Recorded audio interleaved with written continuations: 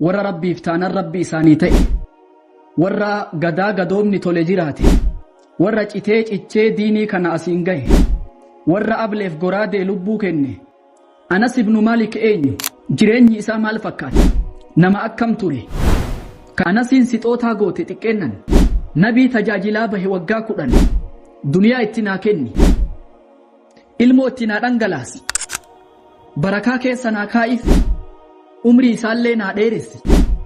jannatallee naa kenniif jedhe rasuulli rabbi. Qalbiin isaa dhangaa bareedaa nabi Muhammad irraa baatuun guutamte, gorsa gaggaariin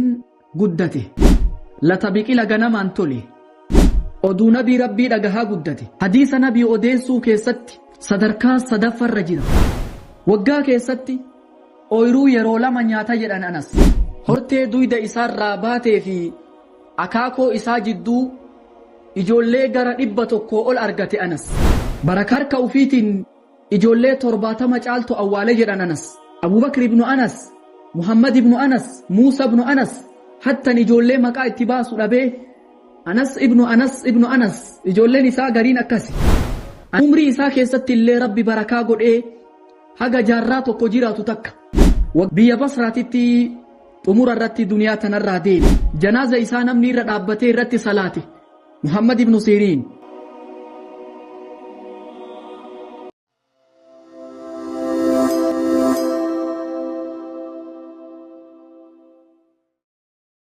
بسم الله الرحمن الرحيم.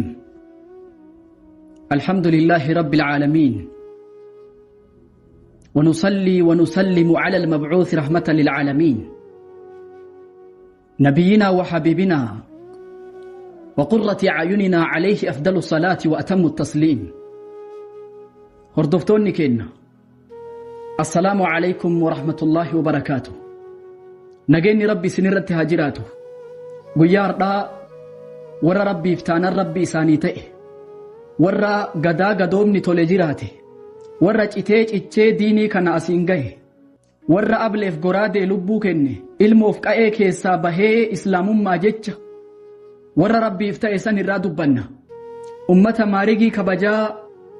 nabi Muhammad wajjin jiraachuuf rabbi filooma bareeda isaanii file san irraa dubbanna. Ardhaa eenyu dubbanna jennaan nama tokko wal baranna, nama jedhamu maqaan isaa Anas ibnu Maalik. Ka beekuuf yaadachiisa, kan beeyneef barnoota ta'a. Anas ibnu Maalik eenyu? Jireenyi isaa maal fakkaata? Nama akkam ture? Ka jedhurraa wal yaadachiifna, nu wajji tura. Dura dursee Anas ibnu Maalik nama du'aa'ii rasuulaa qabu salawaatu rabbii wa salaamu alayhi, nama nabii kaddame, kaadima nabii kennaati waggaa 10 guutuu, nama ganamaan tolee tolfamee bareedee carraa nabii tajaajiluu ganamaan argate. Kaana Anas ibnu Maalik fi umri alwardi hiina laqanathu ummuhu alghumeysaa. Gaafa daa'imummaa biqila lafa ol ka'aa jiru haati jecha guddicha laa ilaaha illa Allah Muhammadun Rasuulullah jecha jedhamu afaan keettee qabsiiste. daa'imummaan jecha guddicha kana qabate. وأترعت فؤاده الغد بحب نبي الإسلام. هاتي إساتون جالال نبي دائمة إكا قومني إسا واتكم بيني. قلبي بريد دوسا مجات إكا غنمان جالال نبي قبسيسته. ilmoo bareeduminaaf ka sababa ta'u haadha. Guddisa ilmaanii ka tolchu haadha. Haadha gaarii ganamaan diin irratti guddiste argate Anas. Haati waa'ee nabii itti himte, rabbiin itti himte,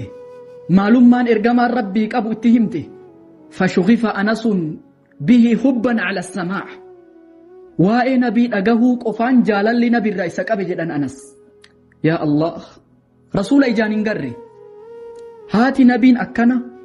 ergamaan kun ergamaa akkanaati jettee itti himnaan dhagahuu qofaan jaalalli nabirraa isa qabe. فالأذن تعشق قبل العين أحيانا. yeroo garii ija dura gurratu waa hawwa, gurratu dheebota. Osoo ija tanaan nabiin argin gurraan dhagahee amane Anas. gurraan dhagahee jaalalli nabirraa isa qabe. وكم تمنى الغلام الصغير. gurbaan xiqqaan kun Anas maal hawwaa ture beeytu.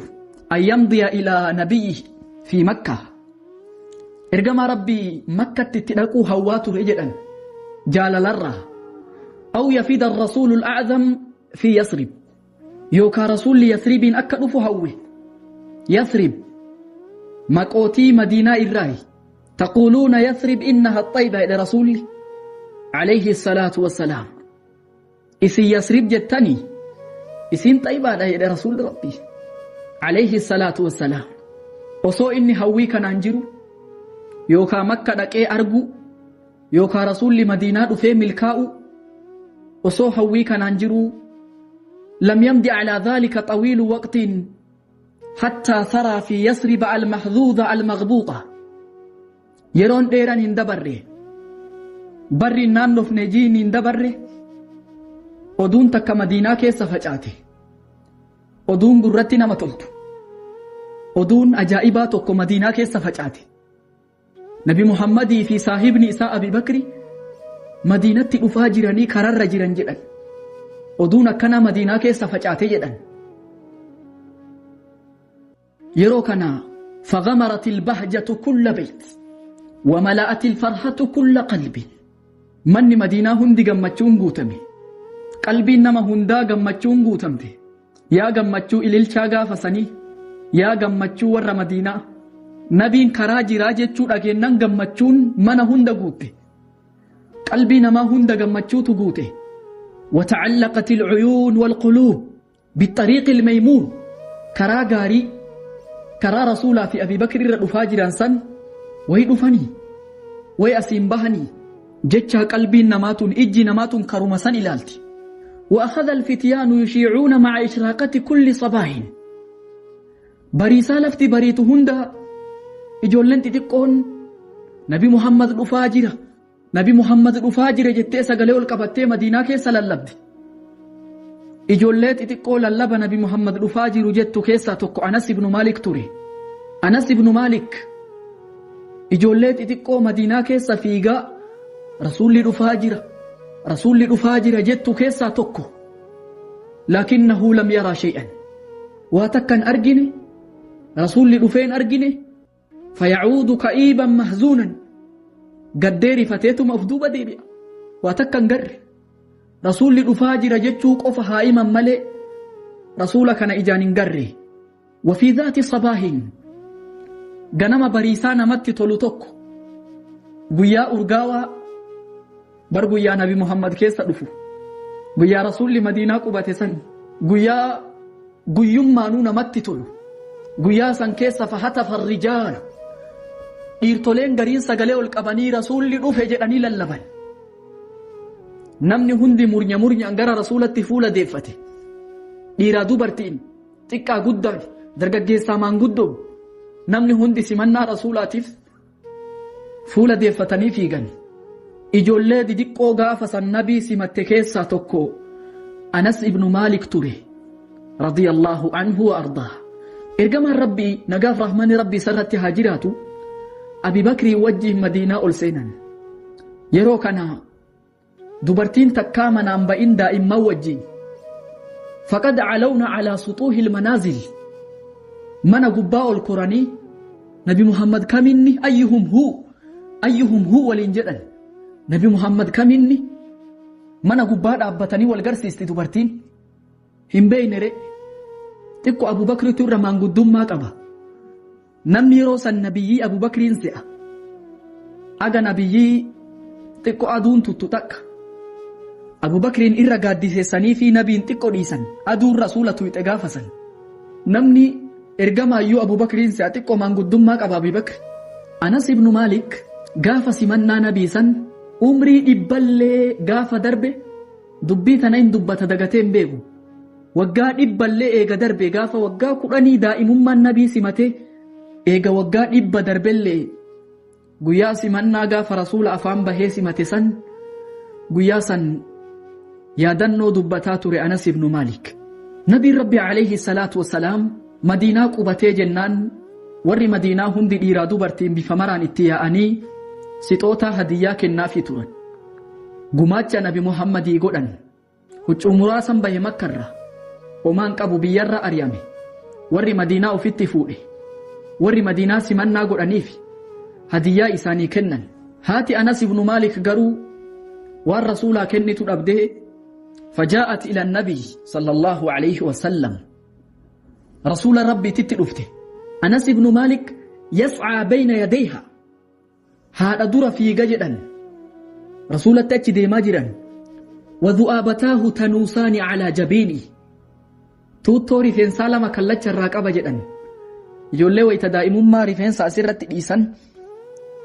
توتو كان لمان كاللتش الراسا هذا در في جينا بتلفه جدا صلوات ربي وسلام عليه هاتت إرقام ربي تتلفته لم يبق رجل ولا امرأة من الأنصار إلا وقد أتحفك بتهفة لرر دبرتر ور أنصار مرتي نفني قماتش سيقرني وإني لا أجد ما أتحفك به غير ابني هذا أني إلمك يكن ملي وانسي كن أبيه إلمك يكن فضلها سكدم يتهاتت أنا سنسيت أوتا قوتي تكنن ربي إسيرها جالته أنس بن مالك يا قمتشوج الروم نبي خدموا أرقتو أنا فأتي شرا خادم ما أنس الرابك كبونين أرقني الرانمني تكون أرقتين أرقتي أنس نبي تجاجلا به وقاكودا رسول ربي عليه الصلاة والسلام هاتت أنس بن مالك اتكننان gammadee seeqatee harka isaa bareedaa saniin tuuttoo isaa kana akkana qaqqabatanii fi yeroo kana du'aayii godhaniif Allahumma arzuqhu maalan wa walada wa baarik lahu yaa rabbi duniyaa itti naa kenni ilmoo itti naa dhangalaasi barakaa keessa naa kaa'if umrii isaallee naa dheeressi jannatallee naa kenniif jedhe rasuuli rabbi عليه الصلاة والسلام أنس بن مالك دعائي نبي محمد صلوات ربي وسلام عليه الرافلتي تجاجل إساني التسيني وقا كورانقوتو نبي تجاجل تكائت ما كان اندلجين ما كان دلقو دبدي تكانا ننجن جد عمل بريدو من رسول الله صلوات ربي وسلام عليه وقا كوران النبي كدامي كان كيست أجل مساني نبي الرافلتي أنس بن مالك حال رسولات بك مجدا عمل رسولك أبجدا فكين نسا نياتا كيست ديمسا كيست أفتا كيست بباو كيست قلو كيست رسول ربي فكات جدا أنس بن مالك رضي الله عنه وأرضاه أنس بن مالك رسول ربي قدمو كيست وان أبان إلمون تائن رسول لنا تأنجد قافتكو رسول ربنا إرقتني صلوات ربي وسلام عليه وصو إرقاف ديمو إجولتي تيكو كراتي تبتو أرقي وجين غوري تبت يدي ومرة بيكو إني دائما إراتوري جنان رسول لي سبربادة دفه قاددو وهيتو ندوبا دابة يدي يو أني جدو نمت وچون أركي سجد فالتفت إليه يو أنف دوبا لالو فإذا هو رسول الله صلى الله عليه وسلم إرقما ربي فيك يا أنس بك أني سيرقي ديمتي أما ديما جير جدي أنس ابن مالك وما نانين جنة جدي وصو إلما كيتاتي أتي أكام قوتا إلما إرقاتي خراتي سيار كاتبات إرقاك يديسي يوكان تمتا يوكان دانتا يوكان الرفسي تابر وان أبان إلمون تاني إرقما ربي ناتا يجد أنس ابن مالك رضي الله عنه وأرضاه كان رسول الله صلى الله عليه وسلم من أحسن الناس خلقا إرقما ربي إربريدا عملك أبيس نماتي جدانس وأرحبهم صدرا نما قوم بلتو يدي إرقما ربي نقاف رحمن ربي سرت هاجراته وقاكو لنك الدمي ما كان دليده ما كان نقولين تكانا ننجن جد عمل بريدو من إساني الراجد أنس بن مالك رضي الله عنه وأرضاه أنس بن مالك كان يويام جالل الرحمة يا أنيس يا أنسيه يا أنيس أكنا فاجد يا مجد يرو غري وأخرى يا بني يرو غري يا إلمكي يا إلمكو أكنا ننجد أجد رسول ربي صلوات ربي وسلامه عليه قلبي نساء دنگا بريدا نبي محمد الرابات غوتمته غرسا غغارين غدته لتبقي لغنم انتولي oduu nabii rabbii dhagahaa guddate rasuuli rabbi alayhi salaatu wassalaam akka abbaan ilmoodhaa mucaalaa Anas ibnu Maalikii dhaamsa dhaama yaa bunayya yaa ilma koo in qadarta an tusbiha wa tumsiya walaysa fi qalbika ghishun li ahadin faf'al yoo bariisifachuu dandeette dhiisifachuu dandeette kanama gowwoomsuun qalbii kee keessa hin jirre yoo dandeette dalagi nama gowwoomsin jechuu dhaameefi yaa bunayya yaa mucaa koo inna dhalika min sunnati nama gowwoomsuu dhabuun sunnaa kiyyarraa waman ahyaa sunnatii faqad ahabbanii namni sunnaa kiyya jireesse dhugumatti na jaalate namni karaa kiyya qabate dhugumatti na jaalate karaa kiyya qabadhu karaa kiyya jabeessi jedhee dhaameef rasuuli rabbi Anas ibnu Maalik radiyallahu anhu ardaa waman ahabbanii kaana maciya fil janna namni na jaalate immoo ana wajji jannata seena jedhe dhaamsa rasuuli rabbi Anas ibnu Maalikii dhaamsa kanaan guddate nama gowwoomsuu dhabuun sunnaa kiyya namni nama gowwoomsine sunnaa kiyya kana qabatee jireesse nama na jaalate namni na jaalate ana wajji jannata seena jedhe yaa bunayya yaa ilma kiyya idhaa dakhalta calaa ahlika fasallim yakun barakatan calayka wa calaa ahli beytika yaa mucaa kiyya yoo mana kee ol seentu maatii keetiin salaama jedhi assalaamu calaykum warahmatullaahi jedhi barakaa siifillee qabdi maatii keetiifillee qabdi jedhe rasuulli kana dhaamaniif Anas ibnu Maalik rabbii sarraa haa jaalatu eega rasuulli rabbii salawaatu rabbii wasalaamu calayhi duniyaa tanarraa deeman waggaa 80 wayi duniyaa irra jiraate waggaa jiraate kana keessatti ilmii rabbii barsiisuun dubbii nabii faffacaasuun qalbii duute iimaanan jireessuun kaka'umsa namatti godhuun jiraataa ture Anas ibnu Maalik radiyallahu anhu ardaa Anas ibnu Maalik nama yoo dubbiin nama dhibdee fatwaadhaaf bira dhaqan ture beekumsa qaba ilmii qaba rasuularraa hadiisa fudhate rasuularraa jechoota gaarii jechoota babbareedaa fudhatee ture Anas ibnu Maalik hadiisa nabii odeessuu keessatti sadarkaa sadaffarra jira Abi Hurayraa Abdullah ibn Umaritti aanee namni sadarkaa sadaffarra jiru Anas ibnu Maalik hadiisa gara 2286 odeesse lafa tokko Anas ibnu Maalik namni waa'ee hawdii rasuulli guyyaa borumtaa mu'minaa qophaa'e hin jiramoo hin jiru irratti gariin namaa wal dhabee jennaan namni dubbii tana furmaata godhe Anas ibnu Maalik ture akka hawdiin rasuulaa jirtu ragaadhaan ummata wal dhabe kana walitti araarsee addaan galche Anas ibnu Maalik radiyallahu anhu wardaa ولقد ظل أنس بن مالك يعيش مع ذكرى رسول الله صلوات ربي وسلامه عليه أنس بن مالك يا دنو رسولات عمري إساء جراتاتوري قيال من دقت وجد قاف أنا دائم ما رسول في الرساء فهم به رسول سمت لسن هندقت وجد قاف رسول ربي أكسما دنيا الرادية من اللي هندقت وجد دبتا يا رسولي مدينة رفي أني مدينة دائم ما الرسول سمت لسن مدينة إنفتجئ يا رسولي دنيا الرادية من مدينة هندك نوفتي وامرة نتدك ناهجد أنس بن مالك رضي الله عنه وارضاه دوب أنس بن مالك يا رسول والقه سيو يادته سعيد به وانتشى قمدي مركاني خلفة يا رسول دؤيو يادته مو بوهي نما إساچنا جرو اللي بوچ سجد أنس بن مالك يا رسول مدينة نتي أولسيني يا سن اللي يادته يا رسول دنيا الراديم اللي يادته فلم أرى يومين يشبهانهما قيا كان لمن فكاتو تكا عمري كي ينقرج أنس بن مالك قاف رسول ربي عليه الصلاة والسلام دنيا الراديم سن إجاكيان فول إساني أرقي فول إساني ورقا أدي قلو فكاتجد بريد من الرا قيا قاف سر رسول أرقي عمري كي يندقر قاف إني دنيا الراديم أمة صلاة كيس جرو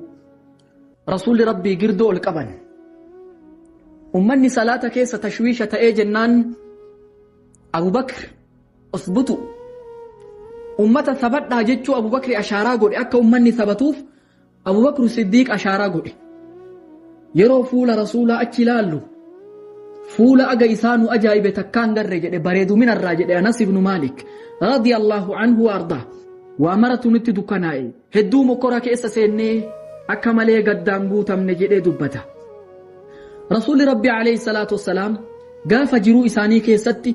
أنس بن مالك يرو بائي ردد بأني دعائي ساقود آفي تورن دنيا ربي ستي كنو عمري ربي سديرسو إجولي ربي ساكنو جنة اللي ربي ساكنو بركا كيسا إساكاو رسول ربي عليه الصلاة والسلام دد بسني أما دعائي قد أني في تورن أنس بن مالك بركا كان مرا عمري إساكي ستي قبتا مارجي وقا كيستي أويرو يرو لما نياتا جدن أنس بركا دعائي رسول الله أويرو يرو لما نياتا جدن أنس نمني وقت يرو توقف فجافتي هامتا إني مرة لما نياتا جدن أنس بركا دعائي رسول الله فكان أنس أكثر الأنصار مالا وولدا قبين قد اللي أنصار كيسا نمني قبو توقو إسا إجولي بائي هوري جدن هورتي دويد إسار راباتي في أكاكو إسا جدو إجولي غرا إبا توقو أول أرغتي أنس بركا دعائي رسول الله إجولي بائي قبا جدن أنس ودفنا أكثر من 70 ولدا هركا وفيت إجولي ترباتا مجالتو أولي جدن أنس مكورا ربي ستي بوسي هن سبري ربي رتي إرغتي إجولين إسا هدودا أكاكو في إجولي إسا جدو إبا أول ترتي جدن إجولين أنسي هركا إساتين إجولي غرا ترباتما أول دبرتو أولي جدن أنس إجولي إسا ببكمتو كيسا عبد الله بن عنس فاتو توري عبد الله بن عنس وصو إني لبون جرو دوئي أبو بكر بن أنس محمد بن أنس موسى بن أنس حتى نجولي مكا اتباسو لبه أنس ابن أنس إجولي نساء غرين أكاسي أنس إلما أنسيتي إجولي بائن الراجتشو وقد بارك الله له في عمره حتى عاش قرنا كاملا عمري إسا كيست اللي ربي بركا قد إيه haga jaarraa tokko jiraatu takka waggaa 100 sadii ol jiraate jedhan Anas ibn Malik nama shafaa'a rasuulaa kajeella guddaa irraa qabu ture ani ergama rabbi in jaaladha Abu Bakrin in jaaladha Umarin in jaaladha rabbi isaa wajjin nakaasu kajeella guddaa irraa qaba ergama rabbiitiin guyyaa qiyaamaa walitti dhufee yaa ergama rabbi kuni khaadima keeti Anasi jedhee ergama rabbii magantaa isaa kajeela jedhee kajeellummaa kanaan jiraataa ture Anas ibn Malik radiyallahu anhu warda gaafa tokko Anas ibn Malik biyya Basraatitti mana keessa taa'ee osoo inni boo'u dakhala adh-dhuhri wa huwa yabki Anas ibn Malik osoo inni boo'u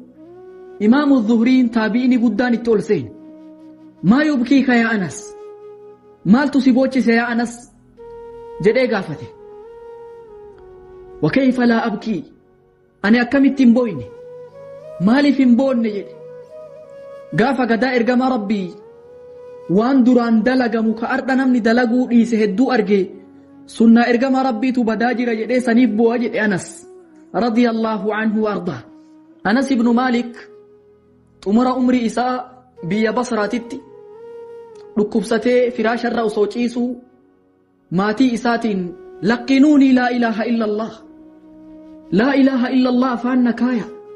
jecha kana na qabsiisa laa ilaaha illa Allah na qabsiisa jedhe dhaamsa xumura inni dhaammate ulee xiqqoo rasuularraa hafte tokkotu jira akka isa wajjiin awwaalamtu dhaammatee ture rifeensa walitti qabatee rifeensa ergamaa rabbi Muhammad ibn Sirin qoma kiyya kaa'aatii wajjina kafana ana awwaala jedhee dhaammate Anas ibn Malik radiyallahu anhu warda biyya Basraatitti xumura irratti duniyaa tanarraa deeme jireenya isaa keessatti nama dhangaa fi dhandhama bareedan guddate nama nabii khaddamaa ture nama islaamummaaf jiraate nama hadiisa hedduu dabarsaa ture sahaabaa keessaa nama xumuraa sahaabaa biyya Basraatitti duniyaa tanarraa deeme janaaza isaa namni irra dhaabbatee irratti salaate Muhammad ibn Sirin warra akka Hasan al-Basri faatu duuban dhaabbatee janaaza isaa geggeesse namoota baay'eetu janaaza isaa irra dhaabbatee geggeesse Anas ibn Malik jireenyi isaa kana fakkaata haga nama birootiin kutaa birootiin walitti deebinutti assalamu alaykum wa rahmatullahi wa barakatuh